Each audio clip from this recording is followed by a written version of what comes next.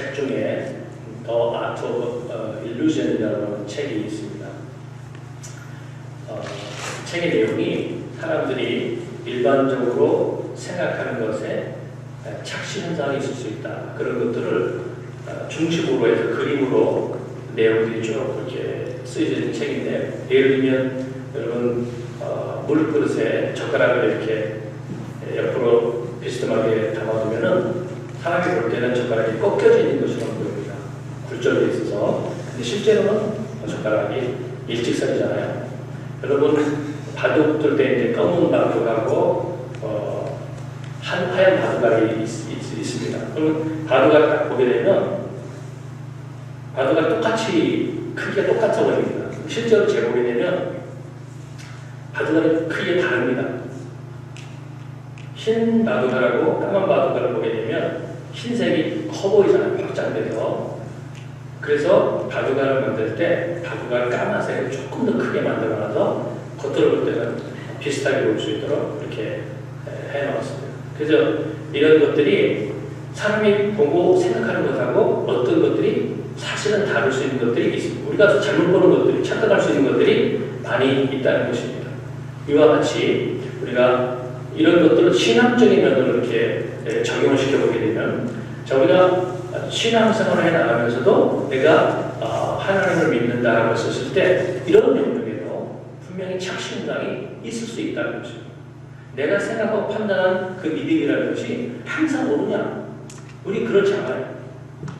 눈에 확실하게 보이는 것도 우리가 착시가 있는데, 눈에 보이지 않는 세계인 하나님, 또 하나님 하시는 일을 우리가 믿고 순응하고 받아들인다. 당연히 우리 편에서 내 생각한 것에 잘못된 것도 있을 수 있겠구나 라는 관점에서 우리가 신앙을 자기를 잘 봐야 된다는 것입니다. 그렇지 않으면 우리 인생을 살아가면서 나는 이것이 옳다고 생각해서 결정했어요. 시간이 5년이 지나고 10년이 지나 보니까 그것이 내 인생 가운데 큰 화로 돌아오는 경우들이 종종 있지 않습니까? 인생의 중대상, 결혼, 직장, 진로, 여러 가지 면에 있어서 시간이 지나고 보니까 내가 잘못 선택했네? 돌이킬 수는 없지만 한 번 어떤 것을 잘못 선택하게 되면 그 선택 때문에 많은 시간적인 또 정서적인 어려움들을 우리가 겪을 수가 있다는 것입니다. 그래서 우리가 신앙생활하면서 믿는다. 굉장히 가장 중요한 핵심적인 요소입니다. 하나님을 믿는다. 하나님을 믿는다는 것은 우리가 말씀을 믿는다는 것하고 같은 얘기잖아요. 내가 말씀을 믿는다. 그러면 말씀을 믿을 때 그 말씀을 믿고 하나님을 믿는다는 것의 첫 출발은 느낌에서 출발할 수 있습니다. 감동이, 또 좋은 필링이 이런 것에서 출발하게 되는데, 거기에 오르는 것이 아니라 말씀을 믿고 하나님을 믿어가게 되면 반드시 어느 과정을 거치게 되느냐, 내 가치관 속에, 내 이성 속에 분명한 깨달음과 분명한 확신이 생겨나는 과정이 처음 느낌으로 출발했지만 일어난다는 것입니다. 그래서 신앙생활이라고 하는 것이 한 단계 한 단계 나가다 보면 처음에 예수 믿고 하나님 믿으면서 마음이 기쁘고 좋았다. 그러나 시간이 지나면서 시련이 생기고 어려운 일이 생기고 내가 예상치 않은 환경이 오면도 불구하고 내가 처음 가졌던 믿음이 똑같이 남아있어야 된다는 것입니다. 어떤 사람이 예수 믿고 하나님 믿었어요. 그런데 시련과 어려움이 왔습니다. 시련과 어려움이 지나고 나니까 믿음이 없어져 버렸어요. 이래서는 안 된다. 어떤 환경에서도 내가 처음 가지고 있었던 그 믿음이 분명히 남아있는, 그래서 하나님이 성경을 보게 되면 믿는 자들의 신앙을 항상 고난이라는 과정을 통과시키면서 그 믿음이 남아있게 합니다.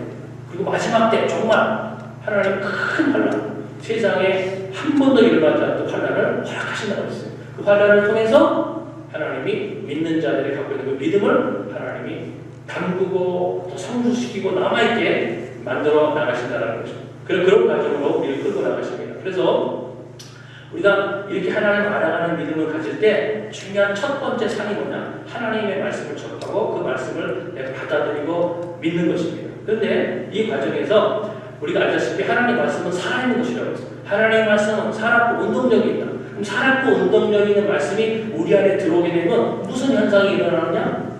그 말씀이 살아있기 때문에 내 안에 여러 가지 갈등 요인과 저항들이 일어난다는 것입니다. 여러분, 우리가 성경을 창세기부터 쭉 보게 되면 그 말씀이 하나님 말씀하신 것들이 그대로 다 수용되느냐? 그렇지 않습니다. 내가 살아오는 삶과 경험과 내가 가지고 이미 형성되어 있던 생각하고 맞지 않는 부분도 굉장히 많아요. 그래서 왜 그러느냐? 하나님 말씀이 살아있기 때문에. 살아있는 것은 항상 저항하는 것들을 느낍니다. 그런 사람이 감기 걸렸다, 춥다, 덥다 이걸 느끼잖아요. 살아있기 때문에 그걸 느끼는 거죠.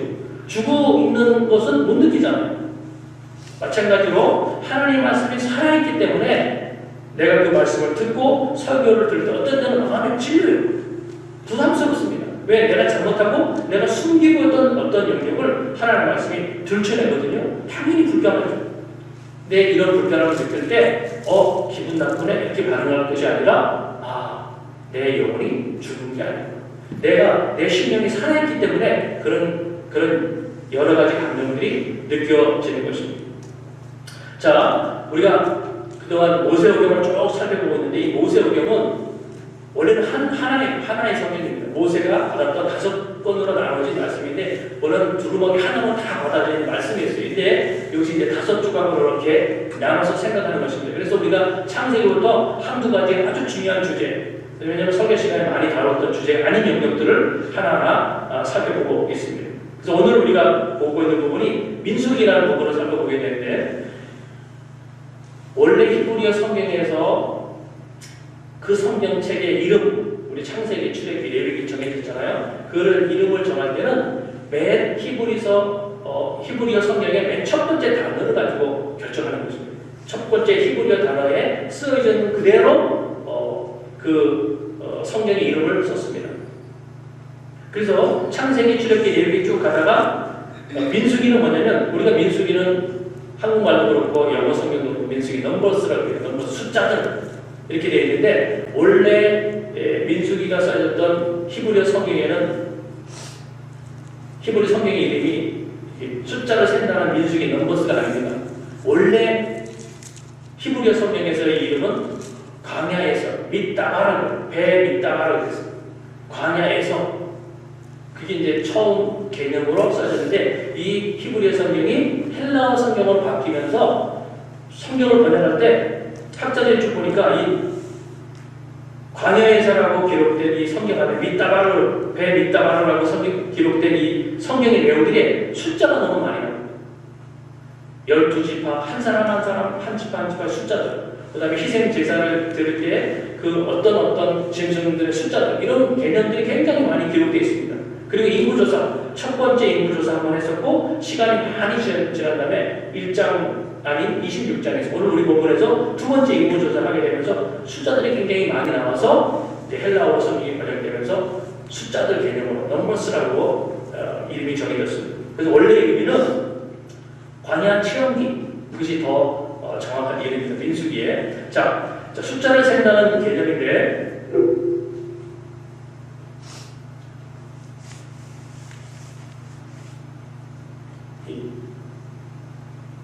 TV가 안 나와가지고 제가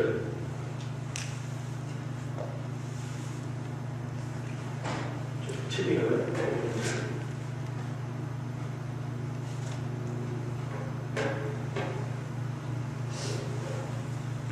자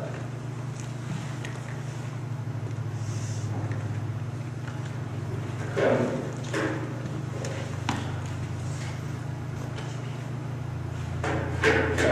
앞에 여러분 스크린 보시고 보십시오.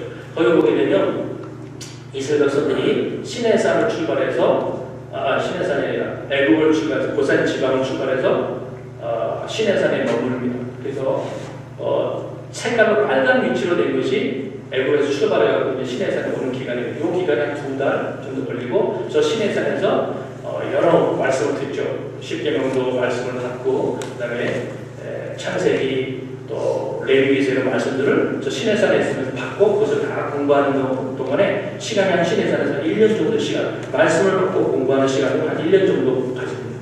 그리고 나서 모세가 저 위쪽 지방 가데스 바네아라고 지명이 나올 겁니다. 그 가데스 바네아로 이스라엘 백성들 중에 12정탐꾼을 보내서 거기 보게 되는데 12정탐꾼이 보고 나서 굉장히 두려워하잖아요. 우리는 저 땅을 밟을 수가 없다. 하나님의 불신앙을 보이는 말미암아 하나님이 빙빙 돌게 합니다. 38년을 그 광야를 돌게 하잖아요. 그 광야를 빙빙 돌았던 그림들이 보라색으로 되어 있어요. 보라색 보세요. 계속 하나님께서 왔다 갔다. 가나안에 하나님 예비해 놓으신 축복이 바로 눈앞에 있는데 그 눈앞에 있는 약속의 땅을 뒤에서 계속 빙빙 돌게 만드십니다. 38년을 그렇게 돌게 하셨어요. 그리고 나서 그 시간이 다 끝났었을 때 민수기라고 써져 있는 저 공간에서 하나님이 다시 한번 모세를 통해서 온 이스라엘 백성들을 다시 숫자를 세라. 맨 처음에 시내산에서 한번 숫자를 세고 그 다음에 38년이 지난 다음에 민수기라고 써있는 저 영역에서 이제 가나안 땅으로 들어갈 때가 됐어. 하나님께서 12지파에 남아있는 38년이 지났으니까 그 안에 많은 사람이 죽습니다. 그리고 이제 가나안 땅으로 들어갈 12지파의 숫자를 하나하나 써놓게 하는 것이 오늘 보면 26장의 인구조사의 내용으로 나오는 내용들입니다. 자, 이런 내용들 속에서 하나님이 우리에게 뭐를 말씀하시는가? 거기 보게 되면요, 오늘 1절, 2절 말씀 한번 보세요. 1절, 2절 말씀 보게 되면 연병 후에 여호와께서 모세와 제사장 아론의 아들 엘리야살에게 일러 가라사대 이스라엘 자손의 온 회중의 총수를 그 조상의 집을 따라 조사하되 연병 후에 그랬잖아요. 하나님이 이스라엘 백성들 가운데 때로는 큰 전염병 같은 걸 줬습니다. 왜 이 당시에 전염병이 왜 생겼냐면 이스라엘 백성들이 광야를 돌다가 모압 지방이라는 지역을 통과하다가 모압 사람들이 그 우상 숭배하면서 성적인 문란함으로 섬기는 것들을 보고 배웠어요. 그래서 여인들과 음란한 행동들을 하는 것들이 광야의 사람 속에서 나오게 됩니다. 그런 죄를 지고 하나님이 이스라엘 공동체에 큰 전염병을 불어서 어려움을 겪게 했습니다. 그 일을 겪은 이후에 하나님이 이제 다시 이스라엘 백성 남아있는 이스라엘 백성 숫자를 다 세어라 이렇게 하면서 가나안 땅으로 들여보내는 이런 준비들을 하나하나 하는 것을 보게 됩니다. 그래서 우리 민수기를 보게 되면서 숫자를 살펴보려고 하는 것인데 여러분 통계에는 메시지가 있다 이런 개념이 있습니다. 어떤 숫자에는 뜻이 담겨져 있다는 것입니다. 특별히 성경에서 하나님 어떤 숫자들을 통해서 하나하나 기록해 놓은 것은 의미가 있다는 것입니다. 우리가 볼 때는 지루하게 왜 숫자들 이렇게 인구들의 숫자를 다 써놨는 일자리로 인구조사하고 또 26장에도 인구조사 왜 그럴까? 사람들이 책을 살 때 서점에 가게 됩니다.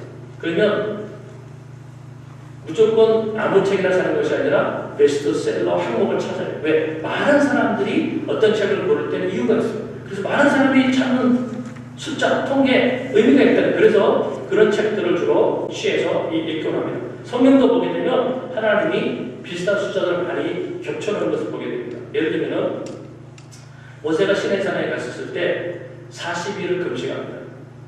예수님이 오셔서 공생애를 시작하시기 전에 40일을 금식하면서 하나님의 일들을 준비하게 됩니다. 모세가 이스라엘을 끌어나갈 때 이스라엘 12지파를 형성하게 했어요. 예수님이 세상에 오셔서 제자들을 만드는데 12명을 세우게 됩니다. 그러니까 신약과 구약에 있는 말씀들이 서로 숫자적으로 매칭이 되어가고 있는 것을 보게 됩니다. 모세가 광야 훈련을 시키는 동안에 70여 명의 장로를 세웠어요. 지도자들로. 예수님이 사역을 시작하시면서 70명의 전도들을 세웁니다. 이상해요. 숫자를 맞춰나가고 있는 것입니다. 그리고 하나님이 모세에게 말씀을 주실 때 창세기, 출애굽기, 레위기, 민수기 5덩어리만 말씀을 나누어서 주십니다. 예수님이 오셔서 사역하시는 모든 동안에 마태복음을 보게 되면 예수님 설교하셨던 모든 것들을 5덩어리를 다 묶어넣어서 하나님의 말씀이 기록되게 이렇게 나가십니다. 뭔가 숫자를 통해서도 하나님이 말씀하실 것이 다 있다는 거예요. 오늘 첫 번째로 하나님이 이스라엘 백성들을 가나안 땅으로 들어가기 전에 인구수를 하게 하신 것 중에 첫 번째 의미는 뭐냐면 이제 가나안 땅이라는 어떤 새로운 영역으로 딱 들어갈 때 하나님이 이스라엘 백성들의 신앙을 다시 재정비시키는 그런 의미가 있다는 것입니다. 그러니까 새로운 어떤 인생의 역사가 만들어지고 자기 인생의 새로운 하나님의 일들이 시작될 때 하나님 분명히 그 사람의 신앙적인 부분들을 한번 다시 정리해보는 그런 시간들을 분명히 두신다는 거예요. 그냥 엄청 수십만 명이잖아요. 엄청난 숫자가 모여서 이제 가나안 땅으로 들어간다고 해서 하나님 이스라엘 백성들을 두리뭉실하게 대충대충 해서 끌고 나가시는 것이 아니라 모든 것들 하나하나 준비시킨 다음에 데리고 들어가는 것을 보게 됩니다. 우리 여기 그림을 보세요. 그림이 좀 복잡할 텐데 거기 보게 되면 가장 가운데 우리가 자주 살펴봤던 그 성막이 있지 않습니까? 성막을 중심으로 해서 이스라엘이 동서남북 네 가지 영역에 세 지파씩 하나님이 다 구분시켜 놨어요. 그죠? 그림에 지파들이 다 나오지 않습니까? 동쪽, 서쪽, 남쪽, 북쪽에 세 지파끼리 텐트로 이렇게 무리를 이루어서 출발하게 해요. 그리고 맨 앞에 그냥 갔던 것이 아니라 저 스크린 그림을 보게 되면 모세와 아론이 여기 있고 유다, 이스라엘, 스불론 지파가 서서 이 앞으로 쪽으로 진행하는 것입니다.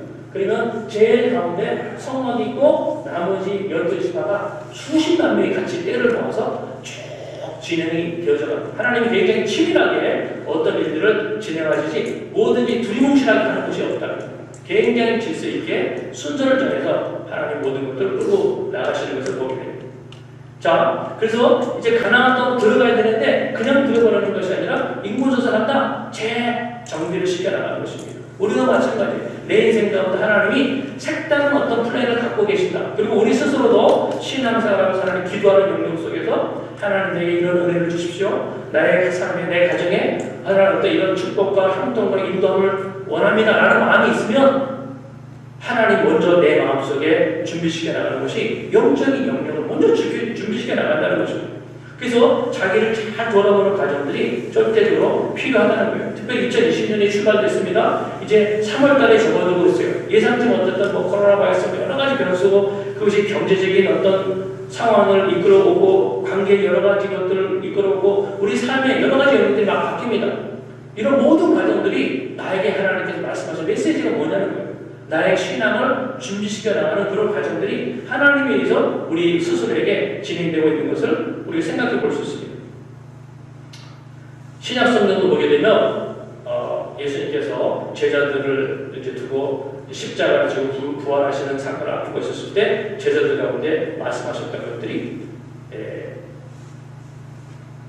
예루살렘을 떠나지 말고 기도하라 이렇게 말씀하십니다. 그래서 위로부터 능력이 이끌 때까지 성에 유하라 말씀하시면서 예루살렘을 떠나지 말고 거기서 하늘이 기도하게 해요.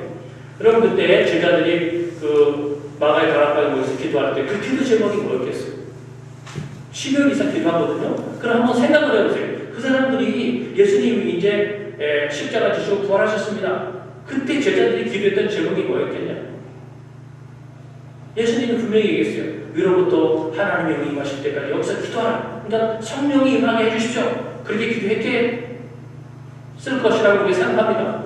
물론 그 기도 했을 것인데 우리가 정말 그 제자들의 상황을 120명에서 있었을 때 그 제자들의 상황을 보게 되면 저는 그 기도보다 다른 기도가 더 중심적으로 많이 나왔다. 여겨집니다. 제자들의 심리 상태가 그 당시 어떻게 했어요? 자기네들이 그렇게 믿고 따랐던 예수님은 분하지 않겠다고 얼마나 당당하게 얘기했어요. 십자가 지시기 전에도. 그런데 그렇게 당당했던 제자들이 예수님 십자가 지시는 환경이 만들어지고 빌라도하고 재판하는 과정 속에서 스스로가 보여주던 반응이 뭐냐면 다 도망갔잖아요. 다 뒤걸쳤었습니다. 십자가 지는 그 순간까지 제자들이 서로 간에 막 경쟁했던 것이 뭡니까? 이제 예루살렘 올라가게 되면 내가 예수님으로부터 큰 자리, 어떤 높은 영역을 내가 첫 번째 자리를 맞아야지. 이런 생각으로 서로 막 싸웠잖아요. 그랬던 제자들이 예수님 십자가 달려 돌아가신 장면 속에서 얼마나 비참하게 도망가고 후퇴하는 모습을 보면서 그 양심의 가치가 얼마나 컸겠습니까? 하나님이 예수님이 기도하라고 했기 때문에 다락방에서 기도를 했을 거예요. 하루 이틀 기도하면서 점점 기도의 제목이 분명히 바뀌었을 것입니다. 처음에는 하나님의 예수님 말씀하신 보혜사 성령의 임함이 원합니다 했다가 점점 그 마음 가운데 자기의 연약한 부분들이 하나는 깨달아졌잖아요. 예수님을 향해서 얼마나 배신하는 어떤 행동들이 나왔겠습니까? 그래서 많은 회개의 과정들이 일어났을 것이고 내가 더 높은 자다는 이런 경쟁의식을 갖고 있다가 지체, 베드로나 야고보, 요한 이런 사람들의 지혜를 보면서 내가 저 사람보다 훨씬 못하구나 그것이 깨달아졌을 거 아니에요. 그 기도하는 장면에서 자기 내면을 보면서 내가 저 사람보다 낫다고 했는데 이게 아니에요. 부끄러운 자기의 모습들을 보면서 하나님께 다 회개합니다. 자, 회개를 합니다. 120 모여서 회개를 하니까, 집단이 모여서 회개를 하니까 더 감정적인 터치가 일어나게 되고, 회개가 일어나니까 이제 서로 부족해하고 회개하면서 서로 용서하는 이런 과정들이 120명이 모여서 기도할 때 그 다른 법이 일어났을 것이에요. 그렇게 회개의 과정이 일어나면서 하나님의 성령의 역사가 임하게 돼요. 여러분, 우리가 하나님 만나고 성령 충만해진다는 것은 첫 번째 단계가 회개예요. 회개가 없는데 성령 충만이 일어나겠냐? 우리가 성경 볼 때 그런 일은 일어나지 않습니다. 그래서 하나님이 어떤 사람의 미래와 그 사람의 앞날에 큰 축복을 예비하셨다. 그럼 하나님이 시작하시는 일이 먼저 우리 내면을 돌아보고 하나하나 회개하는 과정들을 하나님 일으켜 나가시는 것입니다. 그래서 하나님은 새로운 역사를 만들어 나갈 때 반드시 먼저 재정비하는 작업들을 일으켜 나가신다. 개인적으로도 마찬가지입니다. 그래서 오늘 인구조사를 시킨다는 것의 첫 번째 의미는 하나님이 이스라엘의 신앙과 전체는 재정비하는 것. 그래서 오늘 우리가 우리 자신에게도 적용할 부분들이 바로 이 부분입니다. 내가 하나님과 관계 속에서 새롭게 정리되어야 될 부분들이 없는가? 말씀, 기도, 예배, 헌신 모든 영역에 한번 돌아보라는 것입니다. 무턱대고 하나님 2020년에 축복해 주세요. 무턱대고 하나님의 이런 역사가 일어나야 됩니다. 가정과 자녀에게 이렇게 이런 접근보다도 정말 그런 은혜를 구하는 사람일수록 자기를 조용히 들어보면서 정리해보는 과정들이 첫 번째로 필요하다는 것을 오늘 인구전선을 통해서 우리가 살펴볼 수 있습니다. 그리고 또 한 가지 살펴볼 것이 뭐냐면 여기 보기 2절 중간에 보게 되면 중간에 보세요. 이스라엘 중에 무릇 20세 이상으로 능히 전쟁에 나갈 만한 자를 계수하라. 하나님 뭐라고 말씀하셨냐? 그냥 사람 숫자 세라고 하는 것이 아니라 능히 전쟁에 나갈 만한 자를 계수하라. 이렇게 얘기합니다. 보세요. 하나님은 분명히 전능하신 분이시기 때문에 우리의 머리털까지 다 세신 거 다 한다고 했습니다. 그 당시에 이스라엘 백성들의 숫자 하나님 다 꿰뚫고 있어요. 그런데 하나님이 그 숫자를 세게 하십니다. 왜? 하나님이 지금 이스라엘 백성들이 가나안 땅에 들어가서 전쟁을 해야 될 상황이지 않습니까? 그 전쟁을 해야 될 사람들의 숫자를 하나하나 준비시키려는 의도로 그렇게 해 나가시는 것을 보게 됩니다. 그래서 이런 과정이 우리에게 말씀하시는 것은 하나님은 성도 한 사람 한 사람이 말씀과 기도를 통해서 정말 제대로 된 영적 싸움을 할 수 있는 사람으로 훈련시켜 나가시기를 원하는구나 이것을 볼 수 있습니다. 적당히 신앙생활하는 것이 아니라 정말 영적 전쟁 하나님의 뜻을 위해서 자기를 헌신하고 그 사명을 감당할 수 있는 사람을 준비한 다음에 가나안 땅으로 이끌어 들어간다는 것을 보게 됩니다. 여러분, 예수님이 이 세상에 오신 이후에 우리에게 일어난 변화를 얘기하면 두 가지를 들 수 있습니다. 아주 큰 두 가지. 첫째는 우리가 예수님의 십자가 사건으로 말미암아 내 죄가 용서받았다고. 이것은 이제부터 짐승을 잡는 그런 제사가 없어졌어요. 첫 번째 아주 중요한 변화가 일어난 것입니다. 그 다음에 두 번째 변화가 뭡니까? 예수님이 십자가에 짊어지심으로 신약시대의 모든 그리스도인이 이제는 우리 스스로가 하나님 앞에 신분, 제사장이 됐다. 영적인 대제사장이 됐다. 너무너무 중요한 변화가 우리에게 일어납니다. 전에는 구약시대는 제사를 드릴 수 없었어요. 일반인들은. 그런데 예수님 오신 이후에 우리에게 일으키신 하나님의 변화가 뭐냐? 영적 제사장이 나나 우리 한 사람 한 사람이 다 하나님 앞에 제사장이 되게 하신 것입니다. 제사장이 됐다. 신분만 바뀐 것이 아니라 두 가지 제사장이 해결이 됐습니다. 하나는 거룩함이에요. 우리가 레위기서 살펴봤잖아요. 지난주에 레위기서. 레위기를 살펴서 그 많은 제사 제도가 다 뭘 말씀하시냐? 하나님과 우리 사이가 만날 수 있는데 그 죄의 문제가 해결되지만 제사를 통해서 하나님을 만나줄 수 있다고 했어요. 그 역할을 감당하기 위해서 하나님 제사장을 세우십니다. 그래서 제사장이 되는 모든 사람에게는 거룩한 것, 깨끗하게 되는 것 너무너무 중요한 요소들입니다. 실제로 출애굽기 29장 21절에 보게 되면 제단 위에 피와 관유를 가져다가 아론과 그의 옷과 그의 아들들과 그의 아들들의 옷에 뿌리라 그랬어요. 여러분, 제사장들이 입는 옷은요 하나님 구별해서 다 짓게 했습니다. 그 옷을 다 입었어요. 근데 그 옷에다가 피를 뿌리라는 것입니다. 그렇게 함을 통해서 하나님 뭘 강조하십니까? 제사장의 역할을 해야 될 사람이 얼마나 깨끗하고 거룩해야 될지를 얘기하십니다. 그러면 신약시대의 저와 여러분들이 영적인 제사장이 됐습니다. 그러면 우리가 하나님과 함께 동행하며 기도하면서 하나님께 내가 올리는 기도가 하나님께 교통이 되고 이런 모든 과정이 거룩함을 통해야지만 이루어질 수 있다는 것입니다. 예수님이 나를 위해서 십자가에 달려 돌아가셨으니까 나는 이제 죄 짓고 이런 것에 대해서 무감각하고 그냥 생각 없이 살아도 되느냐? 아니잖아요. 반드시 하나님께 기도하고 하나님과 동행하는 주님이 몸된 교회를 세워나가는 영적 제사장이 된 우리 한 사람 한 사람은 스스로가 생각하는 것이나 말하는 모든 것에 내가 이렇게 살면 안 돼. 주님이 나를 제사장으로 삼았는데 늘 회개하는 과정들이 계속 일어나야 된다. 우리는 완벽한 사람이 아니지 않습니까? 하나님 우리가 완벽한 것을 요구하는 것이 아니라 삶 속에서 시행착오와 실수하는 것들, 생각으로 말로 우리가 한 주간 살면서 다 연약함이 있습니다. 그런 것을 놓고 항상 회개하는 것입니다. 그래서 그리스도의 삶에 늘 훈련되어 나가야 될 부분들이 뭐냐? 회개하는 것입니다. 어떤 부분은 회개하라 얘기했더니 아니, 회개해도 또 조금 지나면 또 지지고 하는데 그런 회개를 계속 할 필요가 있겠습니까? 이렇게 질문하는 사람이 있습니다. 회개하고 죄짓고 회개하고 여러분 생각을 해보세요. 어떤 사람이 죄를 짓습니다. 죄짓고 계속 사는 거 하고 죄짓고 회개하고 어떤 것이 더 힘들어요? 죄짓고 회개하려고 해보세요. 죄 한번 졌어요. 회개합니다. 근데 또 똑같은 죄를 또 졌어요. 또 회개합니다. 정말 어렵습니다. 이렇게 죄짓고 회개하고 몇 번 하다 보면요, 자기 스스로에 대해서 내가 짐승아니야. 내가 이 크리스찬을 할 수 있어. 이런 뉘우침하고 있는. 그런데도 내 안에 있는 연약함을 그대로 가지고 하나님을 갈 수 없기 때문에 그래서 다시 눈물을 흘리면서 무릎을 꿇는 하나님 용서해 주십시오. 쉬운 게 아니에요. 죄짓고 회개하고. 죄를 계속 지어가는 게 더 쉽습니다. 하나님이 요구하신 것이 죄를 지고 반드시 회개의 과정으로 나가서 그걸 깨끗이 하는 게 영적 대제사장에게 우리들이 해야 될 일이라는 것입니다. 그래서 이것을 해야 되고 거룩하게 깨끗함 해야 될 부분들이 제사장이 해야 될 한 가지 일이고 두 번째가 뭐냐면 영적 제사장이 해야 되는 것은 예배 드리는 것, 제사 드리는 데 있어서의 전문적인 영역을 실력을 갖춰야 된다는 것입니다.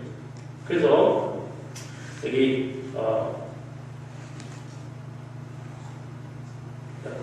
보시고 여기 안 나오네. 제사장들 옷을 스크린에 썼었는데 여기 안 나오네. 자, 저 제사장들 옷은요, 여기 성경에 보게 되면 굉장히 독특하게 지라고 했습니다.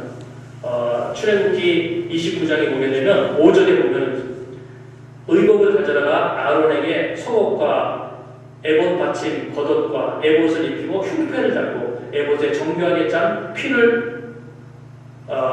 띠를 띠고 머리는 관을 씌우시고 그래서 실제 그림대로 딱 제사장의 옷을 보게 되면요 관부터 시작했고 흉패부터 시작했고 3단으로 된 색깔이 다른 옷을 입고 굉장히 다양한 옷가보를 짓게 하셨습니다.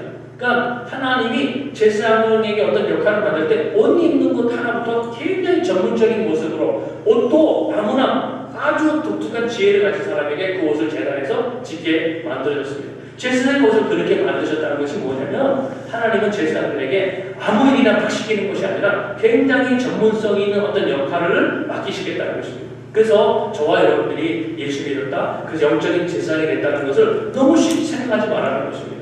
예수님이 십자가 지셨기 때문에 내가 크리스찬이 됐고 내가 그래서 교회 안에서 직분을 나눴다라는 것은 너무 쉽게 생각해요. 하나님은 그렇지 않다는 것입니다. 굉장히 하나님께 세밀한 목적을 가지시고 우리를 훈련시켜 나가십니다. 그래서 저나 여러분들이나 훈련해 나갈 때 분들이 기도하는 것에 있어서나 말씀 묵상하는 것에 있어서나 예배를 드려가는 것에 있어서 훈련이 필요하다는 것입니다.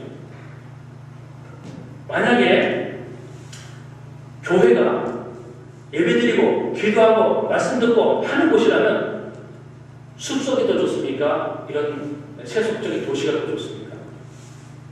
만약에 크리스찬이 되어서 기도하고 말씀 묵상하고 예배드리는 것이 전부다라고 한다면 사실은 숲속에 더 교회 생각하고 거기서 하게 되면 더 혼란스럽게 하는 것이 없으니까 더 좋습니다. 그런데 하나님 초대교회가 세워지는 과정을 가만히 보게 되면 바울을 통해서 교회를 세워나갈 때 그 교회를 어디서 세우게 되면 산속에 세우게 하지 않았어요. 에베소, 고린도, 라오디게아 이런 데 교회를 세우게 하십니다. 왜? 그 세속적인 곳에 깨끗함과 거룩함을 유지해서 생명의 생수를 세상, 복음을 그 세속적인 사람들에게 흘려보내라고 하나님께서 그렇게 해나가신 것입니다. 그래서 하나님의 교회는 유람선이 돼서는 안 된다는 것입니다. 무슨 말이냐? 교회에 있는 구성원들이 다 그냥 관광이나 하고 그냥 저기 예배나 드리고 돌아가고 그런 식으로 신앙인들 키워서는 안 된다는 거예요. 성경 전체의 정서는 하나님이 계속 성도들 훈련시킵니다. 오늘 본문에 나오는 이 수십만 명의 사람들도 하나님이 가나안 땅으로 돌아갈 때 인구조사하면서 뭐라고 보면 싸움에 나갈 만한 자 이렇게 얘기했습니다. 그걸 감당할 수 있는 자로 다듬어갖고 훈련시켰다는 것입니다. 그래서 그 숫자를 세워서 집어넣게 되는 것을 보게 됩니다. 신약 성경을 보더라도 성경을 가만히 보게 되면 디모데후서 빌레몬서 이런 내용들을 보게 되면 하나님 전부 다 군사적인 표현을 많이 쓰게 됩니다. 내가 그리스도 예수의 좋은 군사로 나와 함께 고난을 받았지.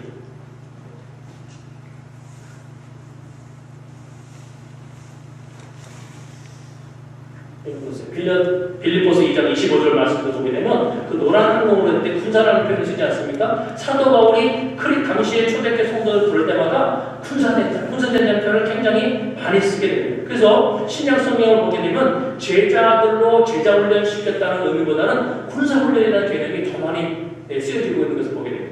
그래서 오늘날 초대교회와 같이 교회를 세워졌을 때 그 성도 한 사람 한 사람들이 어떻게 세워져야 되냐면 그냥 예배나 드리고 돌아가는 사람으로 세워져서는 하나님 의도와 맞지 않다는 것입니다. 그 한 사람 한 사람이 예배 드리는 것에 있어 기도하는 것에 있어 복음을 전하는 것에 있어 하나 훈련시키는 과정들이 필요하다. 이것이 하나님이 성경을 통해서 얘기하고 있는 부분들입니다. 훈련은요 대부분 쉽지 않습니다. 어떤 훈련이 쉽습니까? 훈련이라는 것이 붙으면 다 고되고 피눈물 나고 몸에 진액이 빠져요. 육체적인 훈련도 그렇습니다. 그러나 하나님의 나라를 세워나가는 믿음의 사람들에게 있는 하나님이 준비시키는 훈련 쉽겠습니다. 어떻게 보게 되면 육신적인 훈련보다 더 어려운 것입니다. 믿음을 말할 때 정금 같은 믿음이라는 표현을 쓰게 됩니다. 그냥 믿음이 아니라 정금 같은 믿음. 여러분 그 말죠. 순금. 99.9%의 순도를 가진 금을 순금 이렇게 얘기해요. 근데 성경에 보게 되면 욥기서에 보게 되면 하나님이 욥을 훈련시킬 때 정금같이 순금처럼 훈련시켰다 이런 표현을 쓰게 됩니다. 그러니까는 인생을 살아나가는 동안에 잠 못 자고 눈물 흘리고 고통스러울 수밖에 없는 그런 과정들을 거쳐가게 하시면서 하나님이 저와 여러분들을 하나님의 신실한 사명을 감당할 수 있는 사람으로 키워나가겠다는 것입니다. 그래서 예수 믿는 것을 너무 쉽고 편하게만 하게 되면 전부 다 어떻게 됩니까? 전부 다 연약한 크리스천이 돼가지고 작은 나의 사람을 이겨내지 못하는 그런 신앙이 되게 돼요. 어떤 의미에 있어서 저희들이 지금 겪고 있는 코로나 사태 이런 것들도 여러 가지 의미로 볼 수 있습니다. 사회적인 의미로 해석해 볼 수도 있고 또 신앙적인 의미로 해석해 볼 수 있고 하나님이 세계를 향해서 하시는 말씀이 메시지가 있는 것 같기도 하고 교회에게도 주시는 메시지가 있는 것 같기도 해요. 여러분 세상의 모든 것은 항상 양면성이 있습니다. 한 가지로만 볼 수 없습니다. 위험하고 기회가 같이 있는 것이라 말씀하고 있기 때문에 코로나 사태도 위기와 같은 환경으로 우리가 맞아 있는 것이지만 단점만 있는 게 아니라 장점도 같이 있어요. 단점은 경제적인 손실도 굉장할 것이고 어떤 사람은 인명 손실이 있어서 가슴 아플 것입니다. 그런 단점만 있는 것이 아니라 이런 사태를 통해서 하나님이 우리에게 주시는 어떤 장점도 분명히 있을 거예요. 국제적인 관계에 있어서도 여러 가지 변수가 많이 일어나게 됩니다. 우리가 알다시피 20년 동안 세계 역사를 오면서 G2라고 부르는데 미국하고 중국이 G2로 불리지 않습니까? 중국의 영향력이 굉장히 커졌어요. 엄청나게 커졌습니다.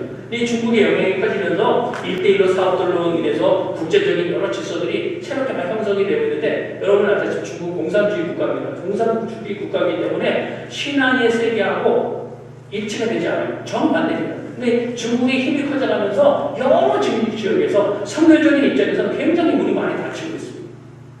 하나님 나라 확장에 굉장히 많은 어려움을 겪고 있는데 이런 사태를 말하면 앞으로 어떻게 될지 모르지만 중국의 국제적인 영향력들에 힘들이 많이 약화되게 됩니다. 그래서 복음을 전하는 선교사들 입장에서는 오히려 이것이 더 장점이 될 수도 있습니다. 그리고 우리나라도 마찬가지입니다. 우리나라에도 단점만 있는 것이 아니라 하나님이 이런 사태를 통해서 회개할 수 있는 기회를 주시는 거 아니겠어요? 저는 목회자로서 이 사태를 이렇게 많이 보게 되면서 신천지 뭐 이런 것들이 많이 일어났습니다.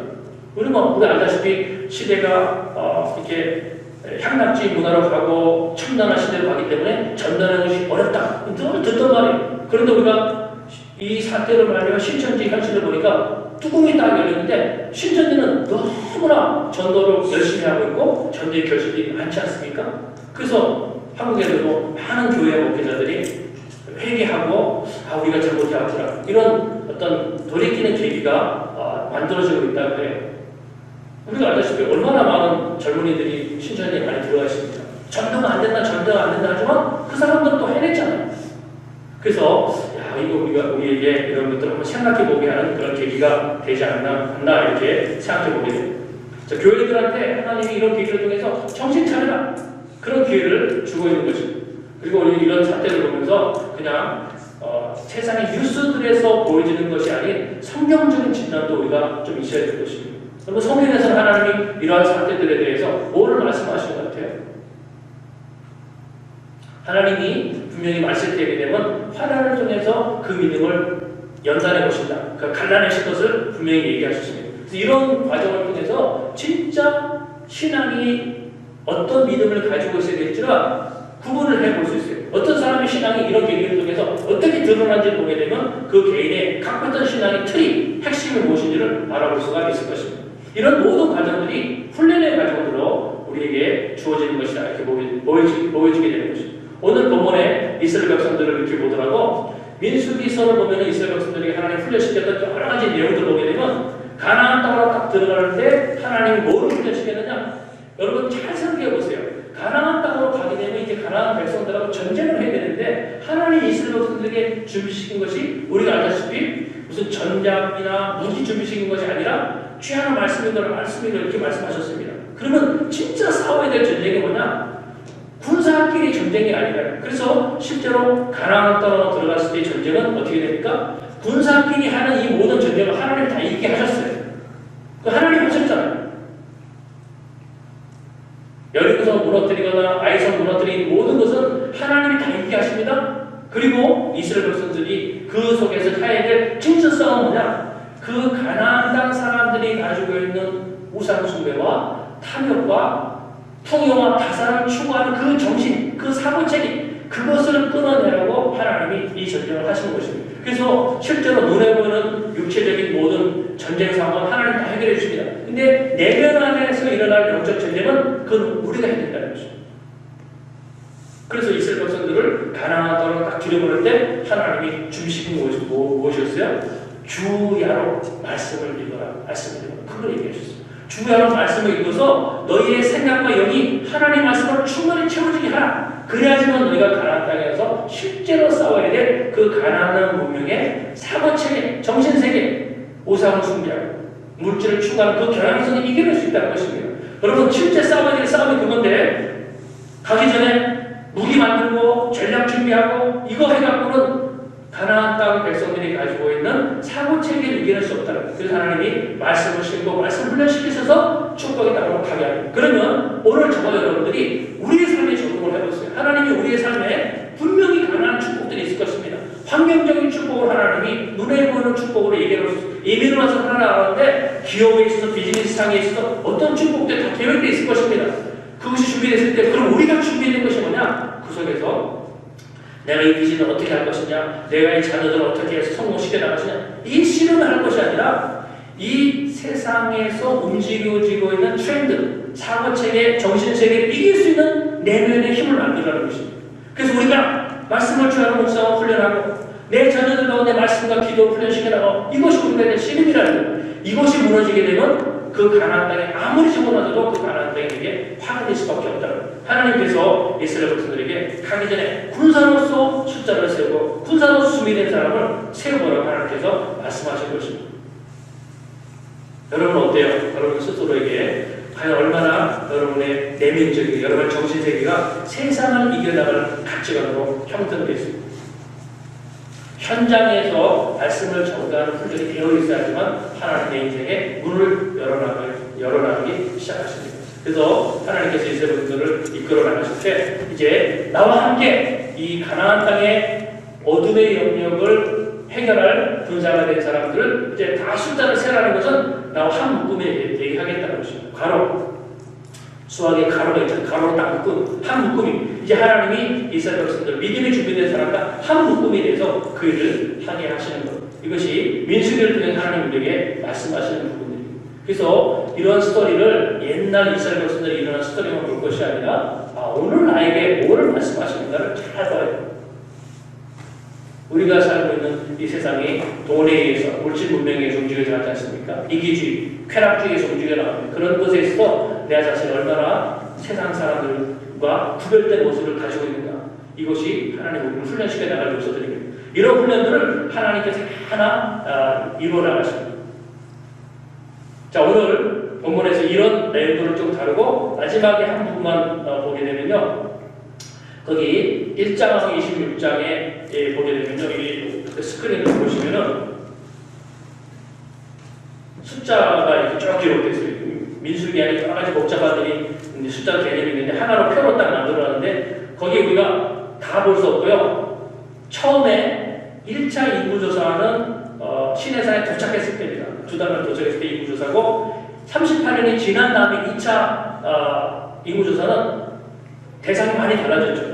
처음에 애굽에 출발한 사람들이 아닌 그 사람들이 많이 죽고 이제 그 후손들입니다. 가나안 2세 들어갈 출애굽 2세들의 숫자들입니다. 근데 그 숫자가 어떤 집안은 줄어들기도 하고 늘어나기도 했던 것을 다 보게 됩니다. 그죠? 여기 표에 보게 되면 대표적으로 루벤 집안, 시몬 집안, 유다 집안 그 밑에도 쭉 집안들이 있는데 어떤 집안은 줄어들고 어떤 집안은 38년 지나니까 늘어났었습니다. 근데 민수기 이야기를 보게 되면 왜 그렇게 됐는지 이유가 쭉 기록되어 있어요. 우리가 시간이 없어서 다 보지 못하지만 예를 들면 루벤 집안도 숫자상으로 많이 줄어들게 됩니다. 왜 그러냐면 나중에 루벤 집안가 민수기 16장에 고라 자손이 광야 생활이 너무 힘드니까 지도자들은 모세와 아론과 홀한테 대립니다. 그래서 불순종하게 된 역사들을 말하면서 그때 큰 어려움을 겪게 하고 그때 많은 숫자가 땅으로 고라 자손이 땅속으로 침몰되는 그런 어떤 심판을 통해서 숫자가 많이 죽지 않습니까? 그래서 나중에 보게 되면 루벤 집안 그래서 숫자가 많이 줄어들게 됩니다. 시므온 집안도 마찬가지예요. 시므온 집안은 굉장히 숫자가 많이 줍니다. 거의 5만 몇천 명이었다가 나중에 3분의 1이 주고 2만 몇천 명대로 줄어들게 됩니다. 이것도 다 이유가 있었어요. 그래요. 거기 여기 민수기 25장에 그 이유가 있습니다. 왜 그렇게 됐는지. 거기 보게 되면 모압 자손하고 음행하는 시행착오가 있었다고 하지 않습니까? 그때 그 일을 주도한 집파가 시므온 집파예요. 그래서 엄청난 숫자를 죽게 하시는 것입니다. 그래서 또 숫자가 늘어난 곳이 있어요. 유다 집파라는데 그 밑에 있는 집파 숫자가 늘어났거든요. 가만히 민수기를 보게 되면 이 집파들이 어떤 계획이 하나님 말씀을 잘 순종하는 모습들을 보여주는 것을 보게 됩니다. 그래서 하나님 38년의 역사를 통해서 가만히 보게 되면 그냥 무작정 어떤 지파를 세우고 낮춰가는 것이 아니에요. 그 당시 인구는요 하나님의 보기에 하나의 바로 밑에 있습니다. 숫자가 많아요. 짐승의 숫자가 늘어나고 인구의 숫자가 늘어나는 것은 하나님 보기에 하나의 통로였었어요. 근데 이런 모든 과정을 하나님 뭘로 조율하셨냐? 특징을 보게 되면 결국 민수기를 보게 되면 순종하는 지파와 가문을 하나님께 이렇게 세우십니다. 그리고 망하고 무거워지는 모든 것들의 원인을 따져보게 되면 하나님의 말씀에 순종하지 않은 영역들이 있는 지파들이 점점 더 줄어드는 것을 보게 돼요. 그래서 우리가 신앙생활을 하면서 왜 하나님이 주야를 말씀 묵상하고 거기에 순종하는 것을 이렇게 훈련시켜 나가냐면 그렇게 순종해 봐야 그 사람의 인생의 미래에 앞날에 하나님이 계획하셨던 그런 형통이 계속 이어져 나가기 때문에 이런 일들을 하나님 말씀해 놓으신 것입니다. 그래서 우리는 세상을 사는 동안에 이성과 합리성을 갖고 있기 때문에 자녀를 키워나가거나 이민으로 살아가는 것에 있어서나 또 비즈니스를 해나가는 데 있어서 세상에서 배워진 경험과 틀이 있습니다. 그것하고 하나님의 말씀이 같지 않아요. 어떤 경우는 많이 다릅니다. 그러잖아요. 여기서 전쟁하다 보면 말을 많이 얻었다. 이겨서 말을 힘줄로 끊어버리더라고요. 맞지 않아. 그런데 하나님께서 말씀에 순종할 것을 요구하십니다. 그렇게 할 때 세상의 가치관을 이길 수 있는 힘이 우리 속에서 일어나기 때문에 그렇게 강조를 해나가신 것입니다. 현실적인 면에 있어서는 세상에서 말하는 어떤 방법들이 더 효과적일 수 있어요. 도움이 될 수 있습니다. 근데 그것하고 믿음의 영역에서 하나님 일하시는 것하고 같지 않다는 것입니다. 그래서 이 부분들을 잘 돌아보는데 오늘 민수기를 통해서 하나님이 강조하시는 것입니다. 인구주사의 모든 과정을 통해서 어떤 사람들에게 하나님이 새로운 땅을 준비하셨냐? 순종의 경향성을 가진 사람들에게 이걸 잘 준비시켜서 하나님의 역사로 끌고 나가신다. 이것을 강조를 해 나가셨습니다. 시간이 많이 가서 여기서 우리 중단하겠는데 신앙생활은 결국 뭐냐? 하나님 말씀에 순종할 때 모든 길들을 하나님 열어나가신다는 것입니다. 그래서 하나님이 우리에게 주신 모든 상황들 속에서 우리 내 안에 있는 인격, 신앙, 말씀, 기도 이런 모든 것들이 잘 훈련될 수 있도록 그런 기간으로 생각합니다. 우리 요 기도 제목하고 한 1, 2분 동안만 조용히 자신을 묵상하시면서 합시다. 같이 통성으로 잠깐 기도하겠습니다.